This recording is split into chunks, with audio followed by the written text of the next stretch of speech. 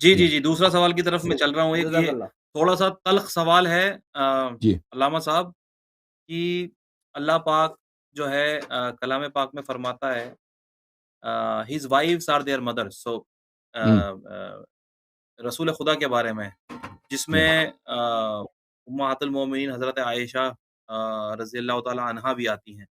تو جی حضرت عائشہ کے بارے میں خصوصی آپ کا کیا موقف ہے؟ کیونکہ میں نے جب بھی آپ کو سنا ہے جناب عائشہ کے بارے میں بات کرتے ہوئے، تو آپ عموماً عائشہ ہی کہتے ہیں.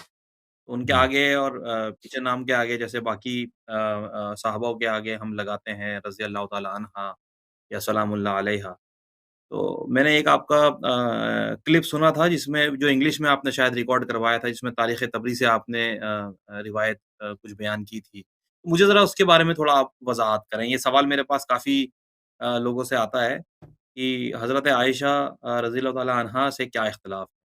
ٹھیک ہے، میں سمجھتا ہوں کہ جمل کے اندر حضرت عائشہ گئیں، اور ہماری جو اہل سنت کی کتابیں ہیں ان میں یہ بھی ہے کہ اس کے بعد میں جو ہے حضرت عائشہ کافی روتی تھیں اور غمگین رہتی تھیں. لیکن میں نے آپ کا بھی بیان سنا ہے اس پہ کہ اس میں یہ کہیں الفاظ نہیں ہے کہ وہ علی سے لڑنے نکلی اس پہ غمگین رہتی تھی، بلکہ وہ اس بات پہ غمگین رہتی تھی کہ وہ جنگ ہار گئیں. تو یہ کہاں سے ثابت کیا آپ نے؟ اور چلیے ٹھیک ہے، جمل کی تو ایک الگ بات ہے، لیکن جب کلام پاک میں اللہ رب العالمین یہ ارشاد فرما رہا ہے کہ ہز وائفس آر دیئر مدرس، تو حضرت عائشہ کے بارے میں اس حوالے سے آپ کا کیا موقف؟ دیکھیں his wives are his mothers, his wives are their mothers. ازواجهم امهاتهم. النبی اولا بالمؤمنین من انفسهم وازواجه امهاتهم صلی اللہ علیہ وآلہ وسلم. نبی صلی اللہ علیہ وآلہ وسلم اولا بالمؤمنین ہیں، اور ان کے جو وائفز ہیں مؤمنین کے مدرز ہیں. تو اس حدیث اس آیت کا ایک پش منظر ہے. ایسی یوٹیوب چینل میں اگر آپ میرے ایک تقریر ہے لیکچر ہے وہاں پہ دیکھیں طلحہ کے متعلق کہ ہاں میں وہ نے بہت دیکھا وہ. سخت جملے ہیں. وہ طلحہ نے کچھ اس کے غلط خیالات تھے، غلط نیت تھے.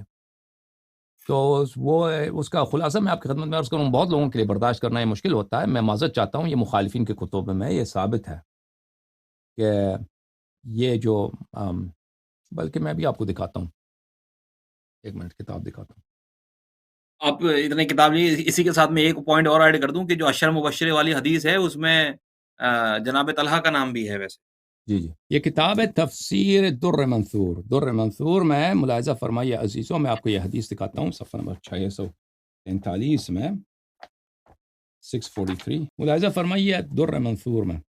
اچھا، یہ بات لمبی ہے، یعنی یہ اس آیت کے متعلق ہمارے پاس گفتگو بہت طویل ہے. میں مختصر کر کے بتاتا ہوں آپ کو. در ہاں منثور، مختصر بتا سکتے ہاں، سیوطی صاحب کی بہت مشہور کتاب ہے، جلد نمبر 6، چاپ دارالفکر، جزء سادس دارالفکر میں چھپی ہے. یہ دیکھ لیں، یہ کوئی شیعہ ہم نے کوئی اس میں گڑبڑ نہیں کیا ہے. یہاں پہ ملاحظہ فرمائیے صفحہ نمبر 643 میں آیت یہ ہے اعوذ باللہ من الشیطان الرجیم وما كان لكم ان تؤذوا رسول اللہ صلی اللہ علیہ وآلہ. آپ کے لیے جائز نہیں ہے کہ پیغمبر صلی اللہ علیہ وآلہ وسلم کی اذیت کریں. وما كان لكم، یہ سورہ ہے، سورہ احزاب ہے. آیہ نمبر کیا ہے؟ 53 ہے میرے خیال میں، 53 یا 53.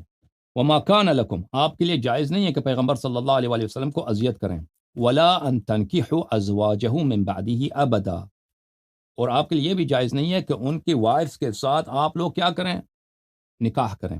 ابداً، یا ہیں. کبھی جائز نہیں ہے. وہ دنیا سے چلے جائیں تو ان کے موت کے بعد ان کی عورتوں کے ساتھ جائز نہیں ہے. بل ان ذالکم کان عند اللہ عظیما، یہ اللہ کے نزدیک بہت بہت عظیم گناہ ہے. ان تبدوا شیئا او تخفوه فان اللہ کان بكل شیء علیما. اگر آپ ایک بات کو ظاہر کرتے ہیں یا اس کو چھپاتے ہیں تو اس سے فرق نہیں پڑتا. اللہ تعالیٰ بكل شیء علیما، اللہ تعالیٰ ہر چیز کو جانتا ہے. اچھا، واخرج ابن ابی حاتم وابن مردوی عن ابن عباس. ابن ابی حاتم اس نے اپنے مقدمے میں خود کہا کہ میرے سب احادیث صحیح ہیں. اس نے روایت کی ہے کہ ما کان لکم ان تؤذوا رسول اللہ صلی اللہ علیہ وآلہ، آپ کے لیے جائز نہیں کہ پیغمبر صلی اللہ علیہ وآلہ وسلم کو اذیت کریں. نزلت فی رجل، یہ ایک ایسے شخص کے متعلق نازل ہوئی ہے، ہم ان یتزوج بعض نساء النبی صلی اللہ علیہ وآلہ وسلم، کہ اس نے خواہش ظاہر کی تھی کہ میں نبی صلی اللہ علیہ وآلہ وسلم، نبی ابھی زندہ ہیں اور وہ اتنے اذیت کر رہے ہیں کہ قرآن کو یہ آیت نازل کرنا پڑ رہا ہے کہ آپ پیغمبر کی اذیت نہ کریں. تو اس نے کہا تھا کہ میں نبی صلی اللہ علیہ وسلم کی وائف کے ساتھ کیا کرتا ہوں؟ نکاح کرنا چاہتا ہوں. وقال سفیان ثوری نے کہا ہے کہ علماء نے کہا ہے کہ اس عورت کا نام ہے عائشہ، یعنی ایک صحابہ نے یہ اس غلط خیال کا اظہار کیا تھا. اچھا، ابن مردوائی نے ابن عباس سے روایت کی ہے، قال رجل، ایک مرد نے کہا تھا، لئن مات محمد صلی اللہ علیہ وآلہ وسلم، اگر ان کی وفات ہو جائے، لأتزوجن عائشہ، تو میں عائشہ سے نکاح کر دوں گا. فانزل اللہ وما، پھر اللہ نے نازل کیا، ما کان لکم ان تؤذوا رسول اللہ صلی اللہ علیہ وسلم، آپ کے لیے جائز نہیں، یہ پیغمبر کی بہت اذیت ہے، پیغمبر کی بہت دل آزاری ہے کہ وہ خود اب کوئی بھی عام شخص بھی ہو نا، اگر وہ زندہ ہے، آپ کہتے ہیں کہ میں یہ مر جائے تو میں اس کی وائف سے شادی کروں گا، تو اس کی دشمنی ہے، اس کی توہین ہے، اس کی خاطر آزاری ہے.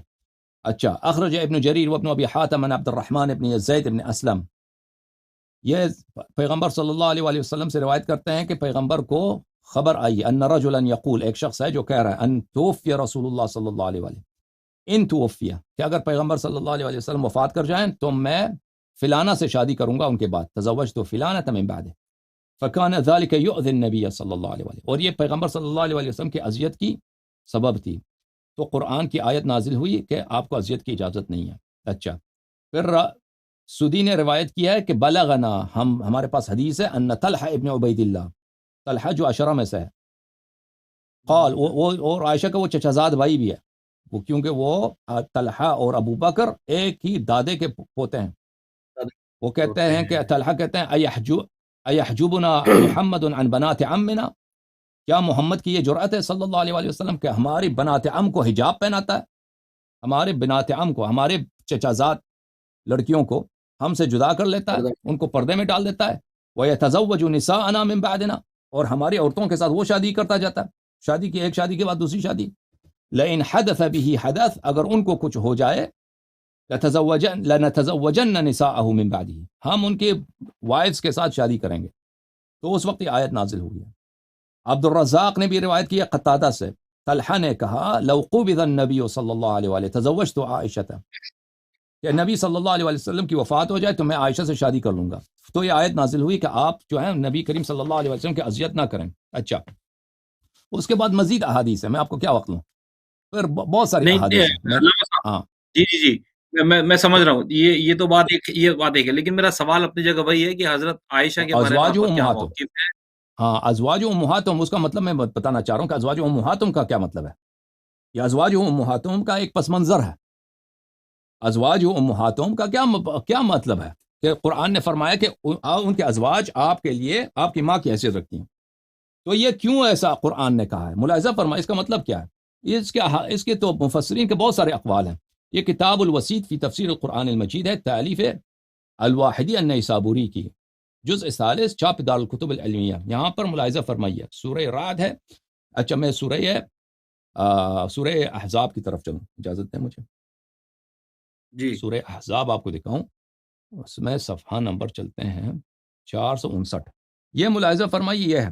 اچھا، 400 دیکھ رہے ہیں، 4 صفحہ نمبر 459، 459.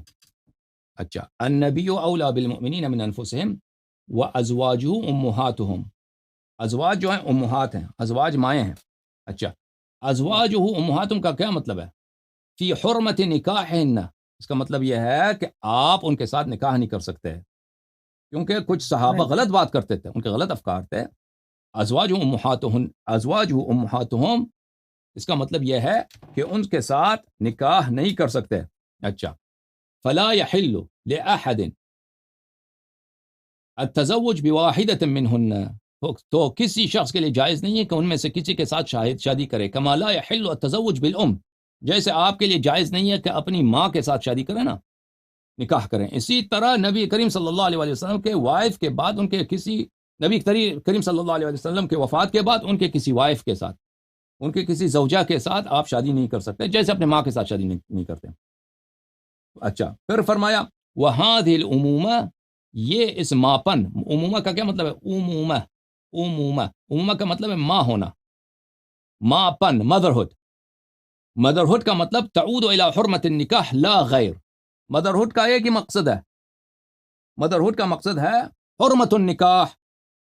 مدرہڈ کا مطلب ہے ماں ہونا، کہ یہ ماں ہے. اس کا مطلب ہے حرمت نکاح، اور چیز نہیں ہے. اس کا مطلب یہ نہیں ہے کہ معصوم ہے، اس کا مطلب یہ نہیں ہے کوئی اور بات، صرف حرمت النکاح، ان کے ساتھ نکاح نہیں کر سکتے، کیونکہ اس زمانے میں لیکن قابل احترام ہے علامہ صاحب، قابل احترام تو ہے نا، ماں ہے تو قابل احترام ہے. یہ کیا کوئی یہ قابل احترام والی بات بھی ہے، یا صرف اس حرمت النکاح ہے؟ تو یہ فرماتے ہیں لا غیر. ابھی میں آپ کو دکھاؤں گا، مزید باتیں بھی دکھاؤں گا، ابھی آپ ذرا خود تسلی کریں. اچھا، پھر وہ روایت کرتے ہیں مسروق سے، وهذا ما روى هذا معنى ما روى مسروق عن عائشہ. اسی مطلب کو مسروق نے عائشہ سے روایت کیا. ان امرأة قالت لها، ایک عورت نے عائشہ سے کہا، یا امہ، اے میری ماں. تو عائشہ نے اس کو جواب دی، لست لکی بأم، میں تیری ماں نہیں ہوں. ٹھیک ہے نا، میں تیری ماں نہیں ہوں. انا ام رجالکم، میں صرف، انما انا ام رجالکم، میں صرف تمہارے مردوں کا ماں ہوں. فبان بهذا ان معنى هذه الامومه تحریم نکاح النفقات. تو ابن واحدی نے شاپوری جو بہت بڑے مفسر ہیں اور آپ جماعت مخالفین کے مفسر ہیں، کہتے ہیں کہ اس سے پتہ چل جاتا ہے کہ اس کا مطلب صرف اور صرف حرمت نکاح ہے، احترام نہیں ہے. کیونکہ اگر احترام ہوتا نا تو عورت نے عائشہ سے کہا کہ اے میری ماں، تو عائشہ نے اس کو ڈانٹا ہے کہ میں تیری ماں نہیں ہوں، میں تیری ماں نہیں ہوں، بلکہ میں تو صرف مردوں کا ماں ہوں، صرف مردوں کا مردوں ماں. کی ماں. تو اس سے پتہ چل جاتا ہے کہ یہ اس سے صرف اور صرف حرمت نکاح مراد ہے. اچھا، یہ حدیث جو ہے نا عائشہ کا قول، یہ حدیث صحیح حدیث ہے. طبقات الکبریٰ میں ابن سعد نے اس کو بشرط بخاری و مسلم صحیح سند کے ساتھ نقل کیا. ابھی مجھے طبقات الکبریٰ مل جائے تو میں آپ کو دکھا دوں. اچھا، طبقات الکبریٰ ابن سعد جلد نمبر 8. یہ طبقات الکبریٰ میں نکال دوں آپ کے لیے، ایک منٹ. نہیں علامہ صاحب، ان دا انٹرسٹ آف ٹائم اگر کوئکلی نکل اچھا جائے تو حکم اچھا کریں. لگے. جی. میں تو یہ حدیث سمجھ صحیح گیا. ہے. تو بہرحال ہاں ازواجہ امہاتہم، خود عائشہ کے نزدیک اس کا مطلب ہے صرف حرمت نکاح. لیکن میرا یہ عقیدہ نہیں ہے، میرا اپنا عقیدہ یہ نہیں ہے. میرا عقیدہ یہ ہے کہ ازواج امہاتہم اس میں شرافت بھی ہے، یعنی اس میں تشریف بھی ہے، اس میں احترام بھی ہے. ان کے مخالفین کے نزدیک، خود عائشہ کے نزدیک یہ بات نہیں ہے، صرف حرمت نکاح. لیکن میرے نزدیک نہیں. اہل بیت علیہ الصلوۃ والسلام کی جو احادیث ہیں اس کے مطابق ازواج امہاتہم کا مطلب یہ ہے کہ یہ بہت بڑی شرافت ہے، بہت بڑی عزت ہے. یا نساء النبی لستن کاحد من النساء، اے نبی کریم صلی اللہ علیہ وآلہ وسلم کے ازواج، آپ کی مثال کسی عورت سے ہوتی نہیں ہے. یعنی آپ لستن، آپ کی جو ہے، آپ جی. کی جو قیاس کسی دنیا کی کسی عورت سے نہیں ہے. میں وہ قرآن آیت آپ کو دکھاؤں ذرا. اچھا، تو ہمارے نزدیک یہ ہے، لیکن اس کی ایک شرط ہے. وہ میں آپ کو اجازت دیں میں قرآن اردو ترجمے کے ساتھ لے کے آؤں تاکہ آپ اچھی طرح آپ کو دکھا بسم دوں. اللہ بسم اللہ. جی بسم اللہ. اجازت دیں. پرنٹڈ ورژن میں میرے پاس اردو قرآن نہیں ہے ابھی، مجھے اندازہ ہوا وہ صرف پی ڈی ایف میں ہے. لیکن میں آپ کو ایک ویب سائٹ دے کے چلتا ہوں، وہاں پہ سب مختلف ترجمے ہوتے ہیں. وہ ویب سائٹ بڑا پیارا ویب سائٹ ہے عزیزو. یہ ہے، اب کھل رہا ہے یہ ویب سائٹ. اچھا، یہ ویب سائٹ ہے notequran.com. notequran.com میں اگر آپ جائیں تو وہاں پہ سورہ احزاب کو چلتے ہیں. سورہ مبارک احزاب،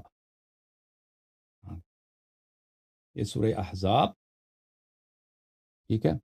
یہاں پہ ورس نمبر 31 میں چلتے ہیں. 30. اچھا،